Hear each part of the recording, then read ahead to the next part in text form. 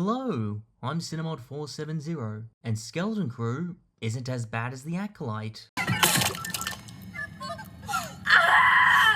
Skeleton Crew is a side story featuring Wim, Fern, KB, and Neil, 4 children from the self-isolated planet At-Aten who find a crashed spaceship, end up lost in space, and have to find their way home. They meet Jod Na Narwood, a former pirate captain and Force sensitive, who suffered a mutiny and offers to take them home for a reward. But as they journey together, the children begin to distrust Jod, as his associates call him by different names, and he is caught lying on multiple occasions. Jod eventually does betray the children after finding out their planet manufactures credits and plans to lay siege on At-Aten. After returning home, the children destroy the planetary barrier that keeps At-Aten hidden from the galaxy, and the New Republic fight off the invading pirates. Overall, the show's writing is a mixed bag, though there are credible improvements in comparison to The Acolyte. The child characters make mistakes that coincide with their age and natural naivete, like Wim being too enraptured by stories of the Jedi, which skews his view on the galaxy. Fern having the same high expectations for her friends that her mother has for her, and both Neil and KB not always wanting to call out Wim and Fern's mistakes because they're afraid of damaging their friendships. And whenever a character makes a mistake or a bad decision, the other characters actually acknowledge those mistakes and take time to work through their issues. It isn't just forgotten by the next episode.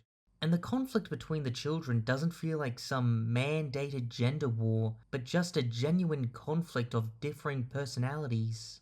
However, the series tends to be unable to keep a consistent tone that matches the Star Wars setting.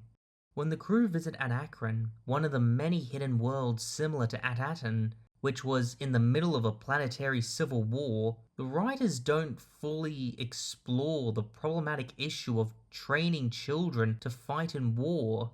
Sure, Fern realizes she's out of her depth and Neil talks about how it's braver to be kind, but when we first meet the natives, they say they treat their children like adults, and we don't get a chance for any of the kids to learn the importance of maintaining their innocence and that they shouldn't have to be in a rush to grow up. Yet in the next episode, we'll listen to a bunch of pirates drowning in acid and the children being threatened. And there are moments where a skeleton crew can get a little too childish. And by childish, I mean you have to say, it's a kid's show, don't take it too seriously, to explain away all the plot contrivances, unanswered questions, and bizarre behaviors. Like, how did the ship leave the planet and enter hyperspace after being buried for at least 200 years, yet still required the necessary maintenance to continue functioning?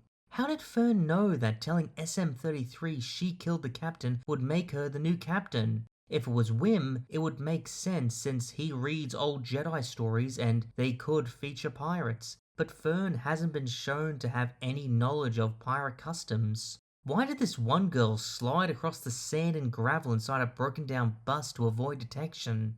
If anything, it would have drawn more attention than just crouch walking to the other side. Don't do anything stupid, lads. We're compromised.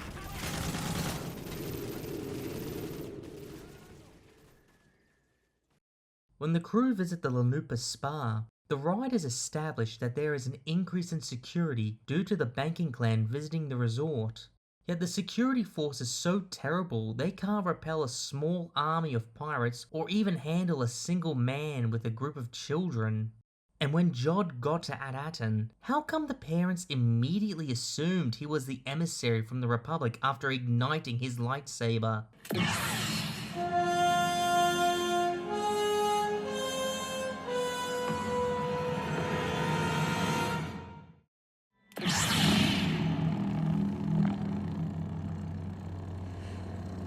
Emissary, how can we thank you? Reuniting families is all part of what I do. I know he had access to the ship that could fly through the barrier, but does that mean that the previous emissaries didn't have any kind of verification and could have complete freedom and authority with the security droids? Also, we don't learn much about At-Aten. We know the customs and the purpose of the planet, and if you're reading any of the High Republic books, you might have a better understanding. I assume. I haven't read any of them.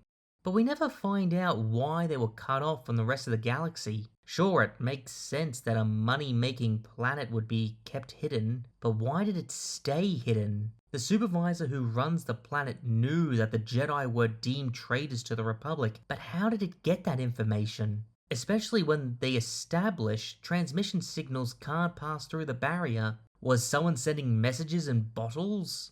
And if there was some kind of communication, how did the Empire not know about Ad-Atan? I guarantee Sidious would immediately want control of a money-making planet. Skeleton Crew's demographic may be young children, but a young demographic is a terrible excuse for lazy writing, especially since there have been multiple kids shows that are so well written their appeal isn't limited by age. Skeleton Crew also tends to rely too heavily on tropes and nostalgia to tell its story. The opening scene of the first episode is a pirate raid on a New Republic ship, believing it to have a large shipment of credits. But the entire scene is just a one-to-one rip-off to the opening of A New Hope, and just like Force Awakens, it doesn't work. The pirates, like stormtroopers, just rush through the gunfire, and instead of taking cover, they take heavy losses. The reason the stormtroopers rush in is to represent how large the Empire is, and that it doesn't matter how many troopers are killed since they will eventually overwhelm their enemy. Yet the pirates complain they lost many of their crew without having a proper battle strategy. They didn't even take out the ship's cannons before boarding. And if the ship is carrying New Republic credits, why do the crew not appear to have any military-grade weaponry or gear? The crew on Leia's ship at least had a uniform. And why would this guy think saying this would work? We have no credit shipment. This is a bulk freighter. If this is a bulk freighter, why is your vault magnetically sealed? We are protected by New Republic decree. I hereby demand all pirate scum leave this vessel immediately.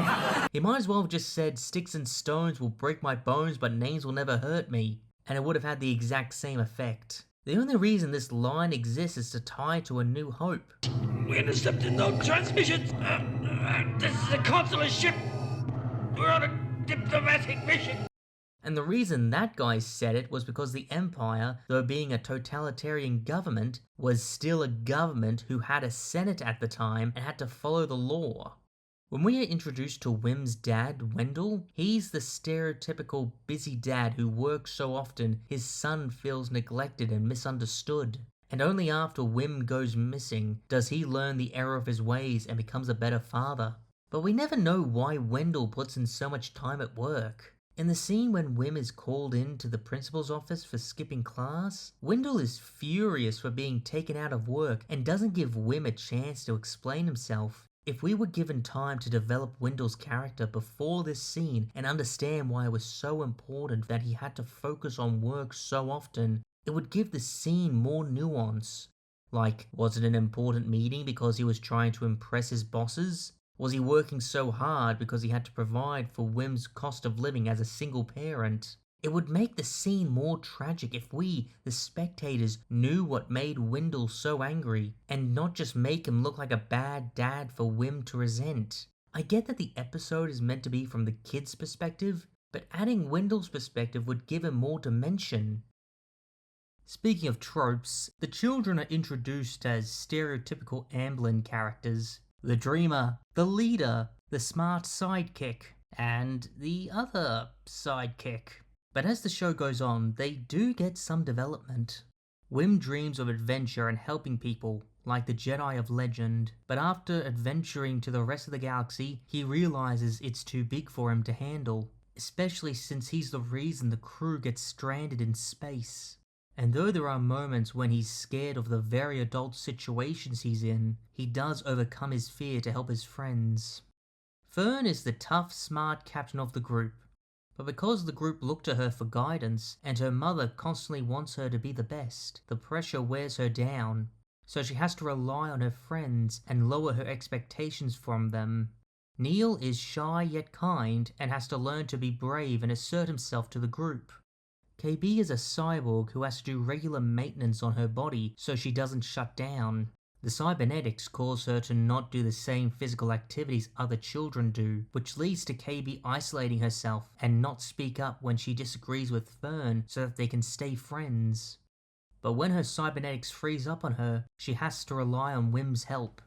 However, only Wim and Fern's character development are focused throughout the series, whereas Neil and KB's character development is condensed to their own episodes, which really makes the first episode drag when Wim is getting the majority of the spotlight and the other kids don't get enough focus. It also relegates Neil and KB to be the sidekicks, which is a real shame since I found KB to be the most interesting.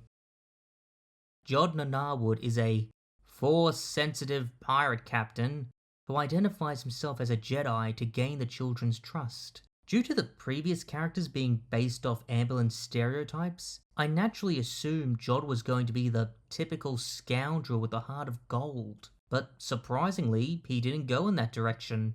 As Jod spends more time with the children, his mask starts to fade, and we see how ruthless he truly is. Because Jod grew up with nothing, which is what likely led him to a life of piracy, Jod resents the children for being born on a wealthy planet and wanting to leave for adventure.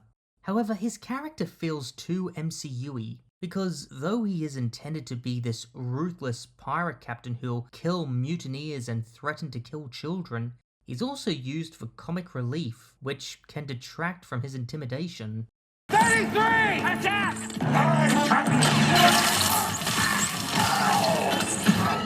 I'm afraid it doesn't work like that. You know what? Just shoot me. Though I do appreciate how Jod keeps his emotional distance with the children when he's found out to not be a real Jedi, until Wim opens up about his mother being dead and Jod tries his best to comfort him in his own way, and that his betrayal of the children doesn't contradict what people say about him. That Jod is a man who constantly changes his name and swindles everyone to get what he wants. Children, listen. Crimson Jack is a scoundrel. All he wants is your treasure. Hey kids, don't trust this Slimo. And though he does betray and resent the children, he doesn't want to actively kill them, which gives Jod's character more dimension and doesn't just make him a sudden plot twist, mustache-twirling villain. And the time he spent with the children doesn't feel wasted. When I first watched Jod use the Force, I hoped he wasn't a real Jedi, since there have been too many Order 66 survivors in Disney Star Wars. Now, some of those characters are interesting and well written, but as more Jedi start popping up, it diminishes the impact of the Jedi Purge. Now, to be fair, Jod was never really a Jedi, since he never got inducted into the Order. He was still a child, and his master just taught him some of the basics. And a little while after he was discovered to be Force-sensitive, the Jedi fell, and his teacher was killed in front of him. Personally, I would have preferred it if he was using magnets the whole time and pretending to be Force-sensitive, because how else would the Empire not have found him? Especially since they found his master, and he, for some unexplained reason, managed to get away. Also, why wouldn't Jod be more open with his Force abilities after the Empire fell? He wouldn't have to hide his abilities since there was no one hunting Force-sensitive people, and Force powers would act as an impressive intimidation factor against his crew if they ever thought of mutiny. All in all, I think the series is fine. The characters are distinct and consistent, the universe feels expansive, and the show doesn't contradict or insult the continuity, at least not too much. Though, granted, I'm still reeling from the Acolyte, so my standards for Star Wars have hit the floor. But if you're curious, check out Skeleton Crew. It's not the worst thing on Disney+.